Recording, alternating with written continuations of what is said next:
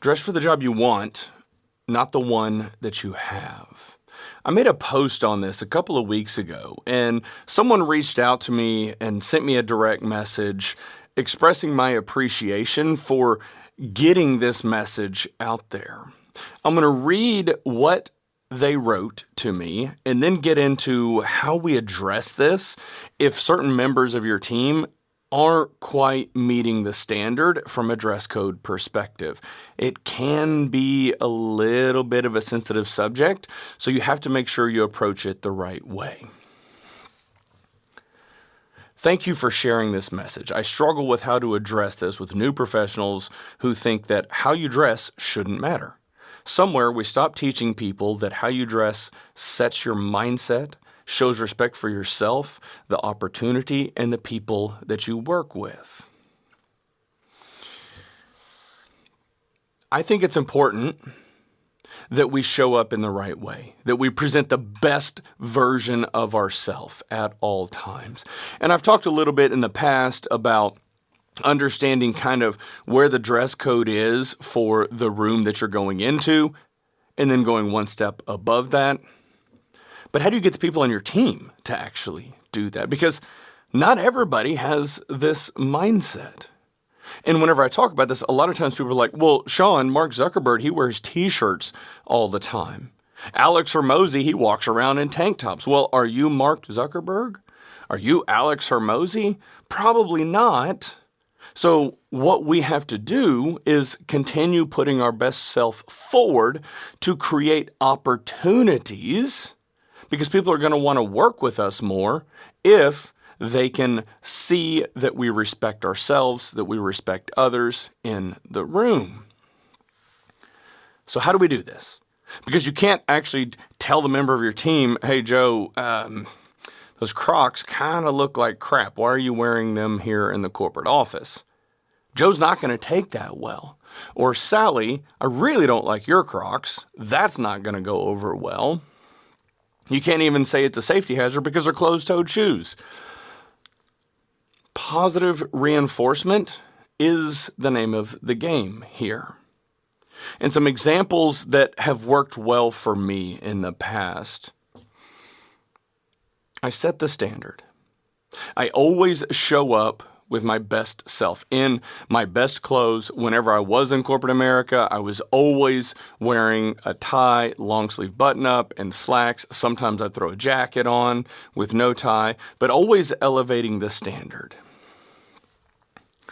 And then if you have somebody who's struggling, you can, in their proximity, make comments about, oh man, did you see Chris's new jacket? That looks so good. I want to get one like that. I want to grow up to be like Chris one day.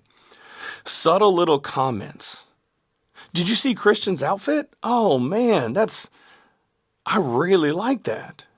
And when you say that, now it can't be over the top and every single day, but when you start dropping little hints in their proximity, they're going to pick up on the fact that it's important to you. Now, you also have to make sure that everybody on the team is bringing the standard up. So if you just have one outlier and you're continuing to encourage Kristen and Jonathan and Jacob and everybody to level up, and then you have one person that's not meeting the standard, eventually they're going to start thinking, oh man, everybody around me is wearing a tie. Oh, maybe I should do that. And one day, they're going to show up wearing a tie. And when they do, positive reinforcement is what you want to do. Oh, man, that is a sweet tie. Where'd you get that from?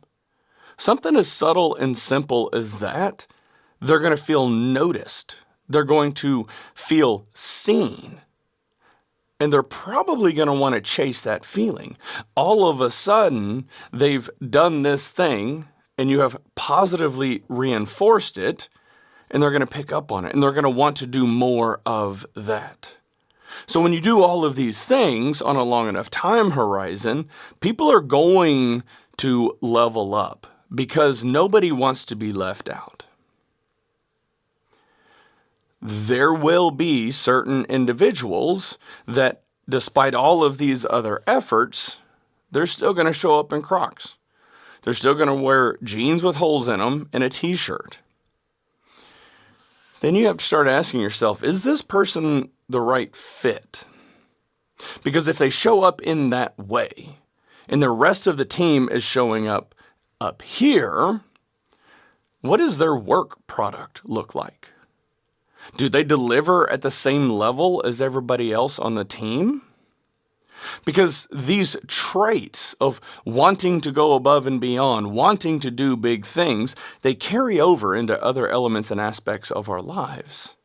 And if they show up looking like a slob, their work product might kind of align with that.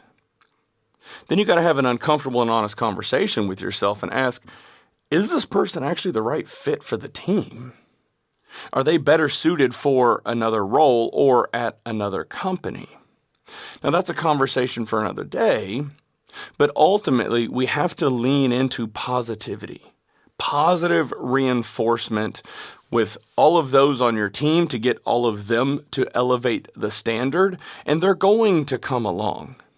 You can accomplish all of this without beating them over the head with, hey, you look like crap, and making them feel horrible, because that's just going to create conflict and strife, and they're going to want to dig their heels in those damn Crocs and really not want to step up their game from a dress code perspective. Once you start doing this and you start elevating the status of everybody on the team, the rest of the business is going to take note. People will eventually come to you and say, hey, why does your team dress so nice? I've legitimately had CFOs tell me that, and presidents. Why does your team dress so nice? Because that's where we set the standard. We want to go above and beyond. And then you'll get more feedback on, man, of all the companies that I've worked for, our IT department is hands down the best performing and most responsive and most professional that I have ever come across. And then you share that with the team. Hey, everybody, like, we're crushing it. We're doing all these things. I'm getting all this positive feedback on how we show up. Keep doing that. It does take a little bit extra energy. It does take a little bit more time to do this. But if you are intentional about dropping these compliments and guiding everybody on the team, they're eventually going to come along. Or they can find themselves out.